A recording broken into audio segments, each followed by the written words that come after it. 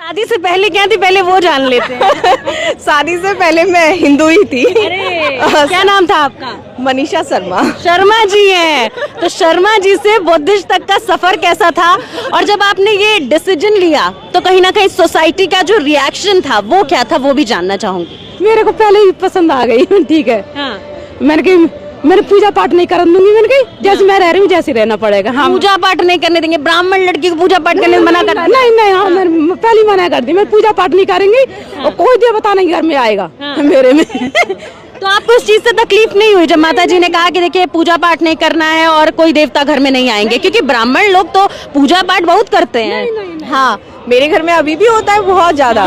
लेकिन तो आपकी शादी कैसे हुई वो किस्सा दर्शकों को बता दें। मुझे सच बताऊं तो बहुत अच्छा लगा था कि बौद्ध धर्म से मेरी शादी हो रही है। फालतू का कोई रिचुअल नहीं था। आंटी ने दहेज तो नहीं लिया था? नहीं लिया। कुछ नहीं लिया आंटी ने। मेरे मम्मी पापा ही नहीं थे तो दहेज कौन देता। मेरे पास तो दहेज के नाम पे बुक्स थी, 2 बैग भर के मैं वही लेके आ गई। यार आप देख रहे हैं द जनता लाइव, मैं हूं आपके साथ नलिनी।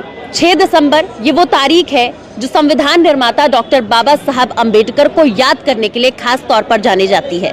दरअसल आज ही के दिन बाबा साहब ने इस दुनिया को अलविदा कहा था, और आज ही के दिन से तब से लेके अब तक यानी कि 1956 से लेके आज तक इस दिवस को महापरिनिर्वाण दिवस के रूप में मनाया जाता है। आज 69वां महापरिनिर्वाण दिवस है और जिस जगह पर हम मौजूद हैं ये जगह बेहद खास है। इस वक्त मैं दिल्ली में डॉक्टर BR अम्बेडकर मेमोरियल में हूँ।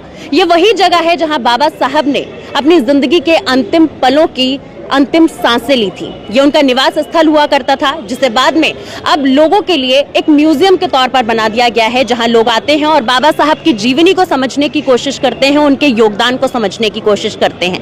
हम भी आज के दिन यहाँ पहुंचे हैं क्योंकि दूर दराज से लोग आज के दिन उनके सम्मान में यहाँ आते हैं अपना आदर व्यक्त करने। कई सारे लोग यहाँ मौजूद हैं, उनसे बात करेंगे। हमारे साथ कुछ महिलाएं भी मौजूद हैं। सबसे पहले जानना चाहूंगी आपका नाम क्या है? मनीषा।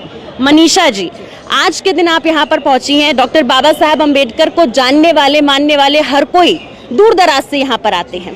किस तरीके से आज के दिवस को आप देखती हैं, सबसे पहले आपसे यही जानूंगी। सबसे बड़ी बात ये मेरी बहुत खुशनसीबी है कि मैं यहाँ तक पहुँची और मुझे बहुत अच्छा लग रहा है यहाँ पे आके। और एक्चुअली मैं बाबा साहब की टीचिंग्स को बहुत करीब से जानना चाहती हूँ ताकि जो सोसाइटी है उसमें कुछ रिफॉर्म्स कर सकूँ।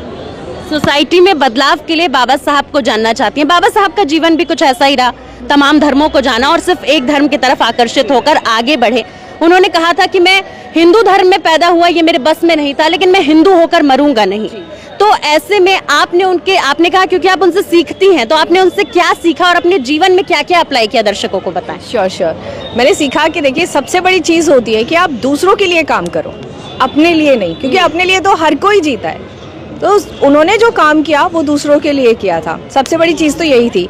लेकिन उन्होंने जो ये बोला था ना लाइन कि मैं हिंदुओं के पैदा ज़रूर हुआ हूँ लेकिन मैं मरूंगा नहीं, ये एक्चुअली बहुत बड़ी चीज़ थी। क्योंकि हिंदू धर्म बहुत ब्रॉड स्पेक्ट्रम पे ज़रूर है, लेकिन ऐसी बुराइयां हैं उसमें कि जिनमें तोड़ नहीं है आज की डेट में।